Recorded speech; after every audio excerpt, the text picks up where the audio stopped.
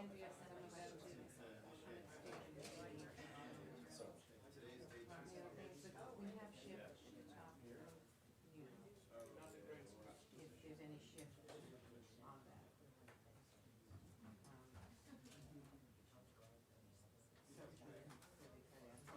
Yeah, I'll do that. I'll do that. Welcome back, Casey.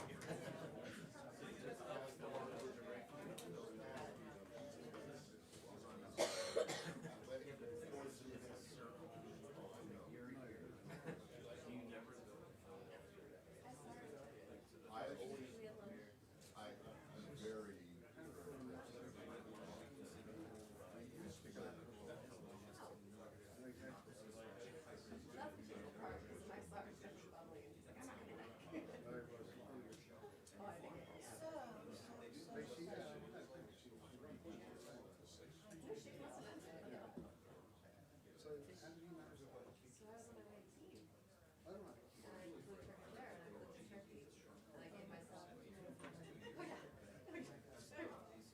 with bronchitis, it was 29 degrees. I was shocked at the airport. I heard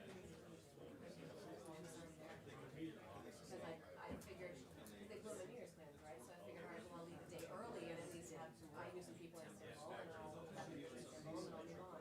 It's just there for them by myself. Yeah, it's nice. It's nice.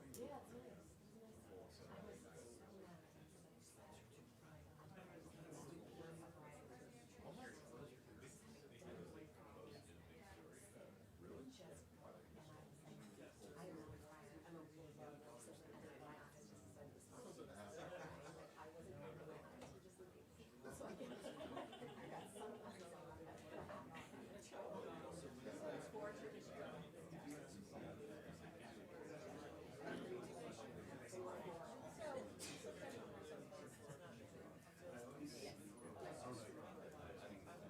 mad.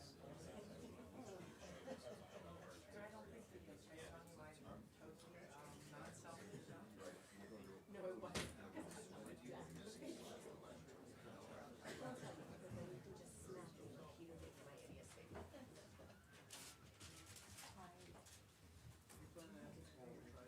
I am gonna ask, well, I'm gonna try to ask.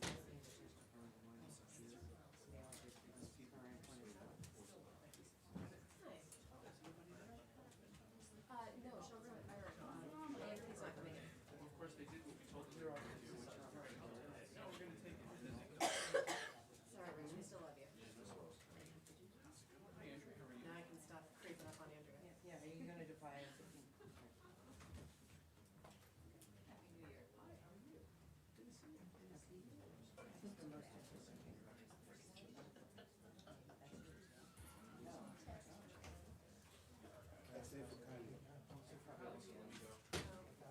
Sorry. Sorry, Rich. I didn't know. Hi there. You're there. So much for my luxurious space. Rich, I think that's still needs a little light. That's it. Despite the fact that it's on the- Rich, do you want to come? I was sitting there. I paid for extra lunch.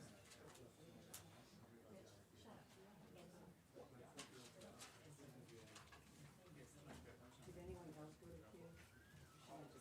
Natalie did. Okay, thank you. I'm not sure what happened here. Sean did. He was act. Thanks, sir.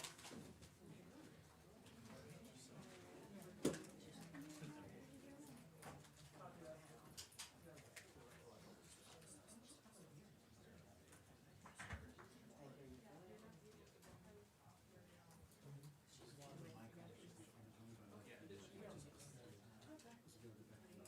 Just kept your eyes on the U.S. please.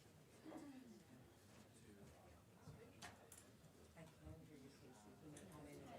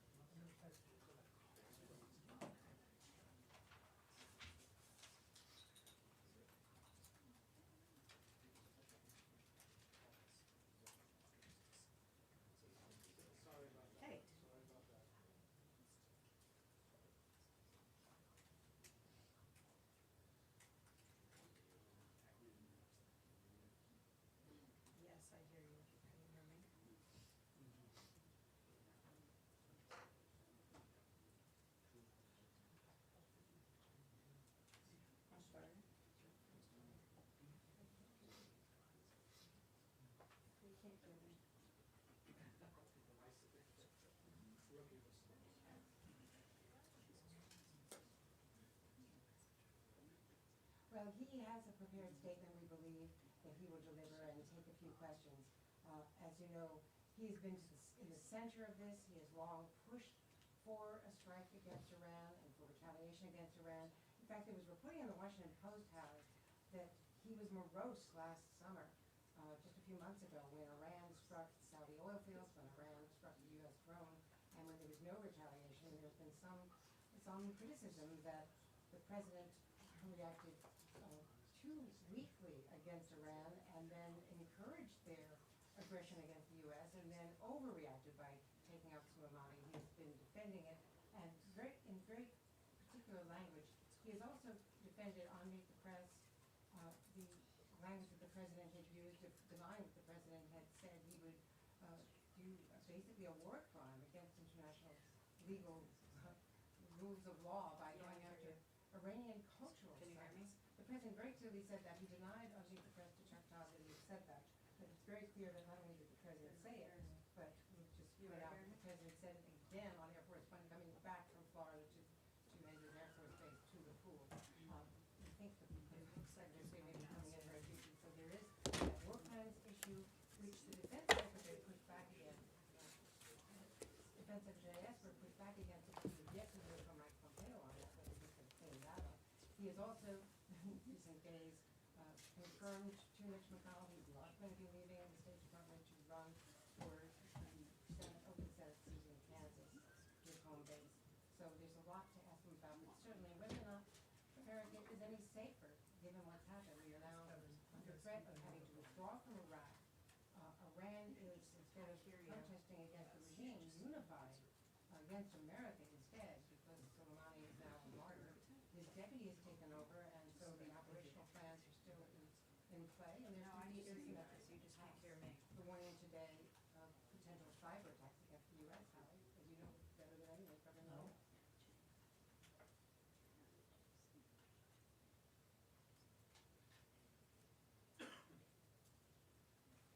Yes, I'm hearing you.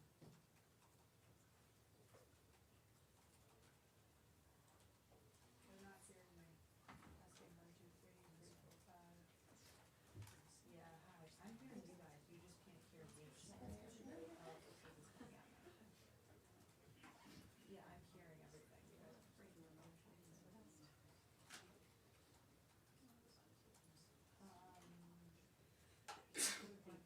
Let's see if we're well in here. It looks like he's about to come out. So.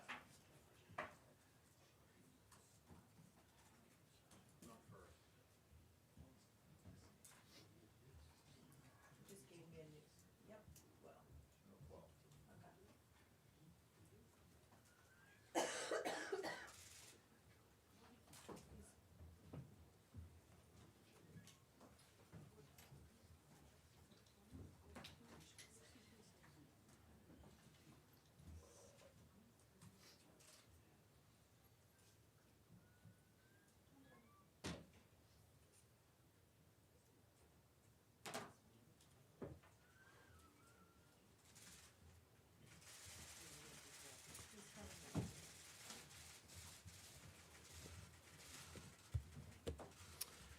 Good morning, everyone.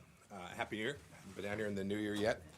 I want to just take a moment to send out my personal condolences to former Congressman Mike Fitzpatrick. He was a friend of mine who I served alongside. He passed away early this week, leaving a lovely wife and a family. I wanted to express my condolences to him. His service to America was noble. As a member of Congress, we worked together on pro-life issues during my time in Congress.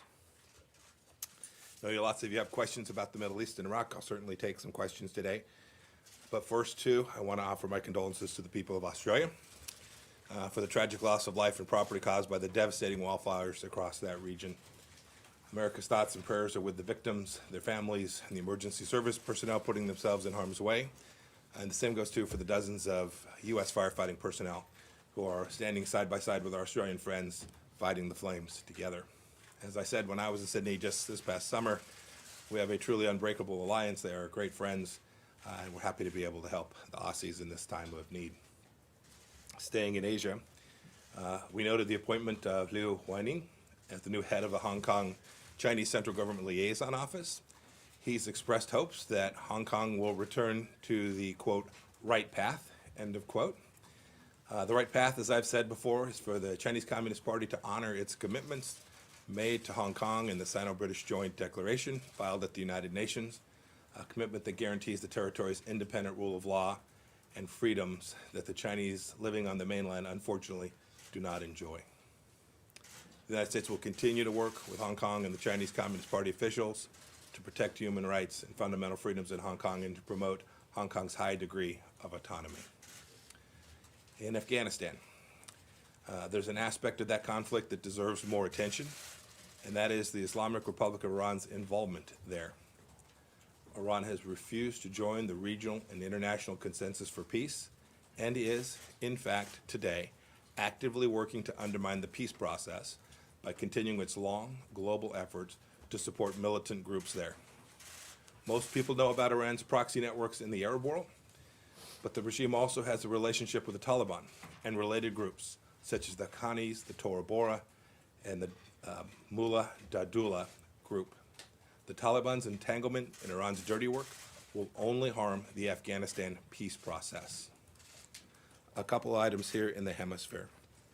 In Venezuela, I want to thank and congratulate Juan Guaido on his re-election as the president of Venezuelan National Assembly, a legitimate re-election by a quorum of 100 deputies.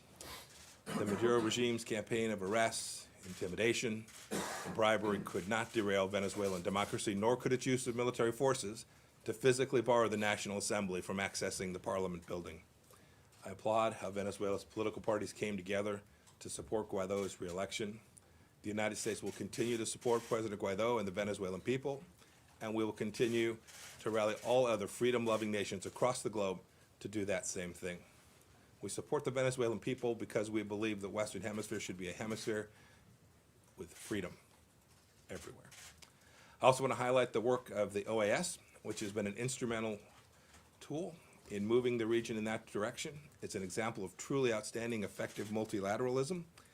Secretary General Luis Almagro is the leader we need for the OAS to continue proactively addressing the central challenges facing the region, promoting democracy, upholding human rights, advancing security, and fostering economic development throughout it. I have more to say about the OAS and the multilateral reform in the coming weeks.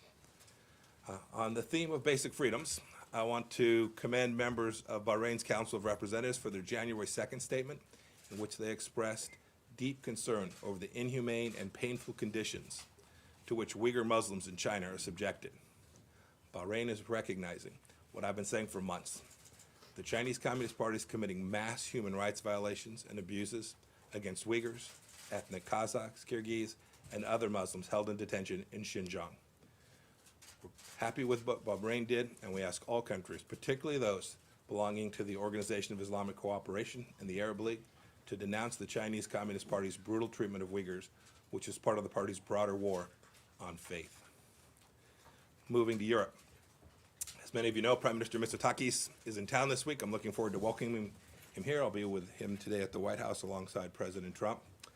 I also want to announce that our Undersecretary for Political Affairs, David Hale, will be traveling to Brussels later this week, where we'll have conversations with 28 European counterparts.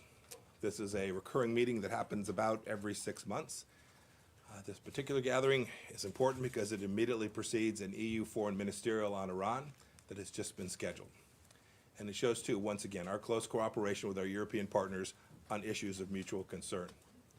I'm sure while David's there, the issue of Iran and Iraq will feature prominently in their conversations, and they'll have an opportunity also to discuss priorities such as Syria, North Korea, and China as well. Finally, one more personnel matter. I want to thank Ambassador John Bass, who I've come to know in my time in service, both as the Director of the Central Intelligence Agency and now as Secretary of State. His 2-year tour of service in Kabul was remarkable. It's one of our most important missions. Ambassador Bass is a respected strategic thinker, a man of incredible integrity. He's helped that country move forward to a brighter, more peaceful, and more secure future for all the Afghan people. And I, too, want to welcome our new 11 ambassadors and 2 ambassadors at large who were confirmed since the end of November, including Ambassador Sullivan, who will be heading off to Russia before too long. Glad they're finally getting out to the field, and we hope to have more follow them out there. With that, I'm happy to take a few questions. Matt. Thank you. Happy New Year, Mr. Secretary. Hello, Matt. And in honor of the new year, I have exactly 2,020 questions to ask you, but I'll pare them down for the sake of brevity. Thank you, sir. One is, there continue to be questions about the nature of the intelligence that led to the strike that killed General Soleimani. Can you be at all more specific about, how imminent this was, what exactly it was? Secondly, why not allow Foreign Minister Zarif to come to the UN to speak at the Security Council? And then lastly, did the situation in Iran have anything contributed at all to your decision not to run for the Senate from Kansas? Thanks. Thank you. Last one's easy. I said the same thing yesterday that I said for months. No real news there. I said that I'm going to stay serving as Secretary of State so long as President Trump shall have me. No. You can accuse me of being inconsistent otherwise, but not on that one. Second, we don't comment on visa matters, those traveling here to the United States on visa, so I can't add much more to this issue of Foreign Minister Zarif's travel to the United States. I'll say only this. We will always comply with our obligations under the UN requirements and the headquarters agreement, and we will do so in this particular instance and more broadly every day. And finally, there's been much made about this question of intelligence and imminence. I answered it multiple times on Sunday. I'm happy to walk through it again. Anytime a president makes a decision of this magnitude, there are multiple pieces of information that come before us. We presented that to him in all its broad detail. We gave him all the best information that came not only from the intelligence community, but for those of us who have teams in the field. We evaluated the relevant risks and the opportunity that we thought might present itself at some point.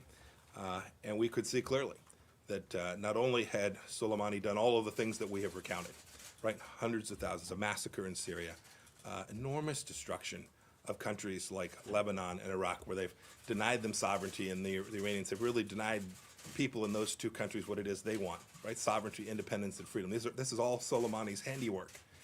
And then we'd watch as he was continuing the terror campaign in the region.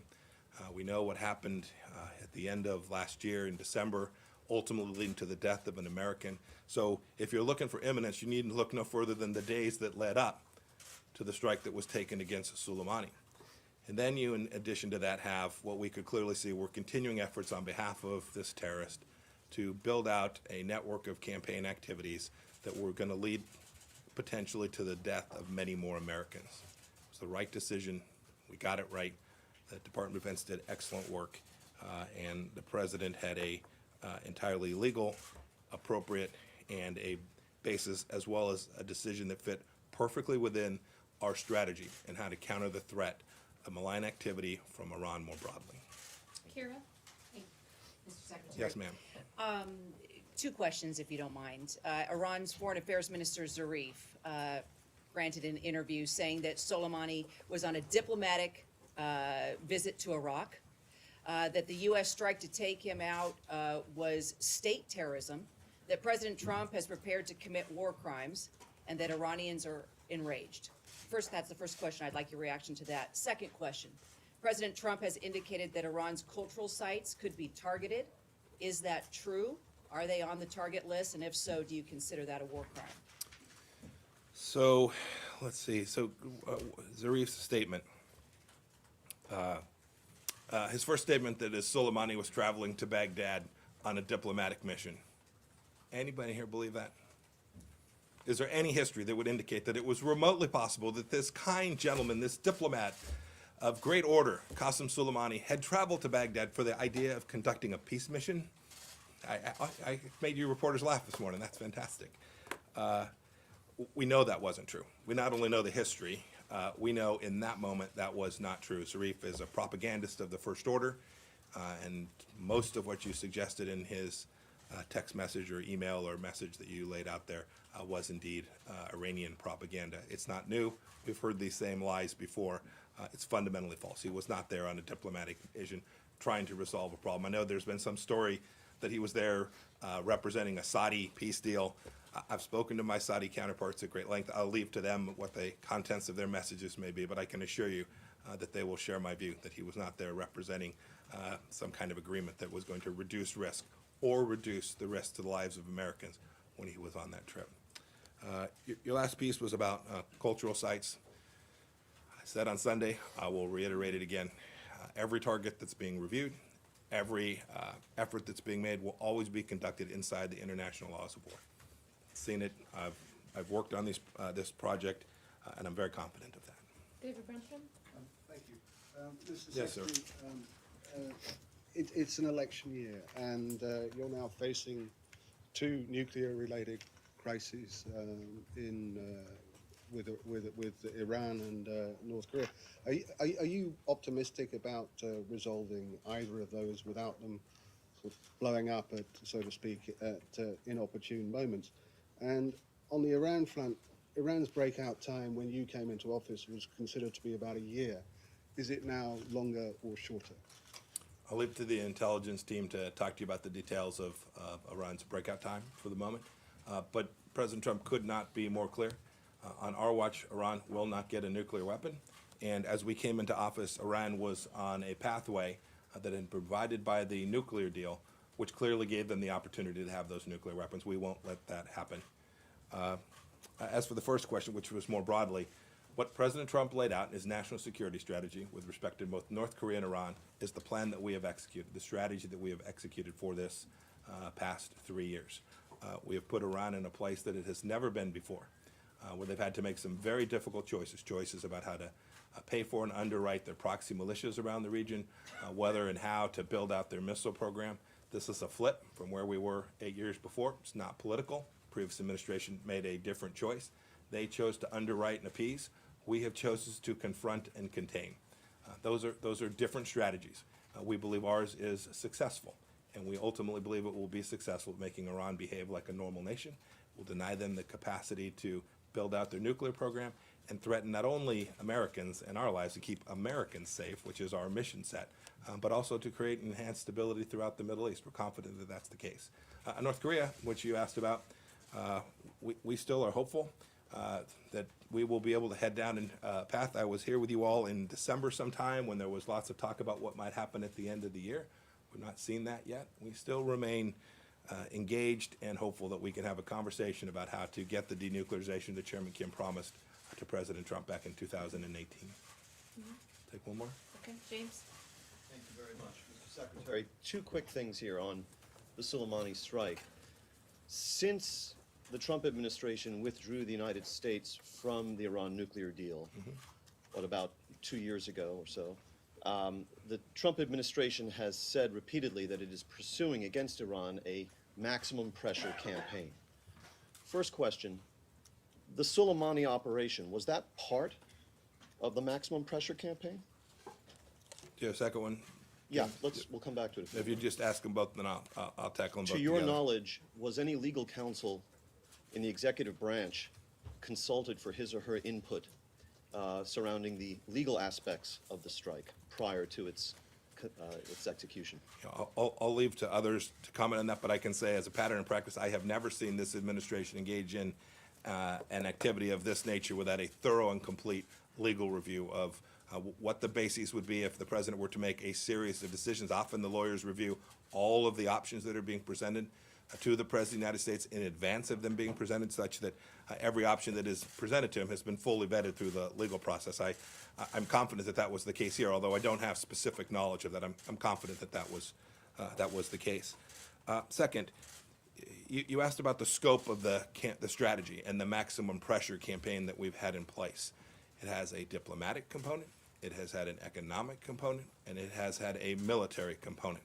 And what you have seen over the course of these past, May 2018, when we withdrew from the Iran nuclear deal, you've seen us execute that with enormous vigor and energy. You've seen it diplomatically.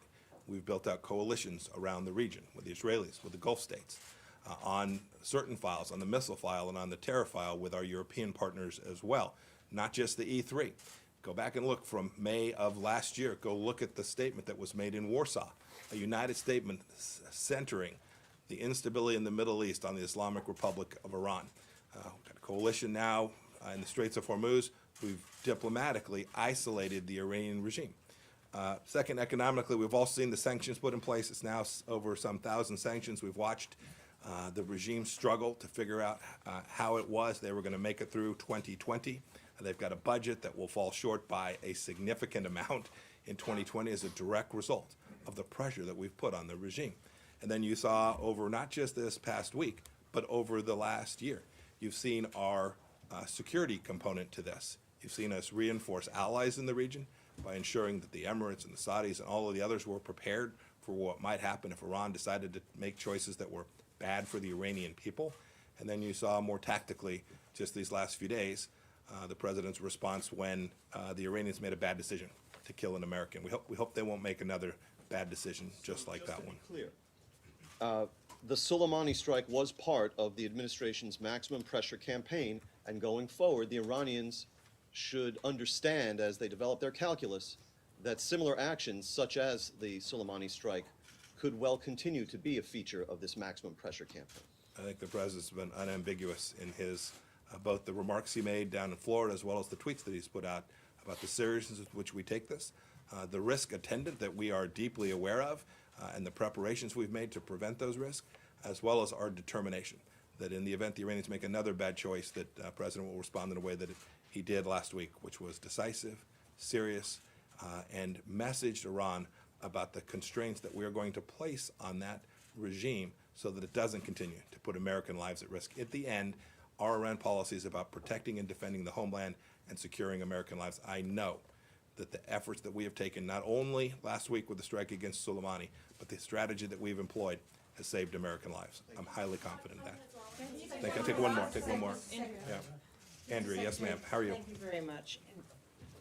A question about the issue of cultural sites, because the president said on Air Force One coming back, after you had been on the Sunday talk shows, that they're allowed to kill our people, they're allowed to torture and maim our people, they're allowed to use roadside bombs and blow up our people, and we're not allowed to touch their cultural sites. It doesn't work that way. Defense Secretary Esper has made it clear that he would not follow an order to hit a cultural site, which would be a war crime. I'm wondering whether you would also push back in your advice or in your role. You're And not really secondly- wondering, Andrea. You're not really wondering.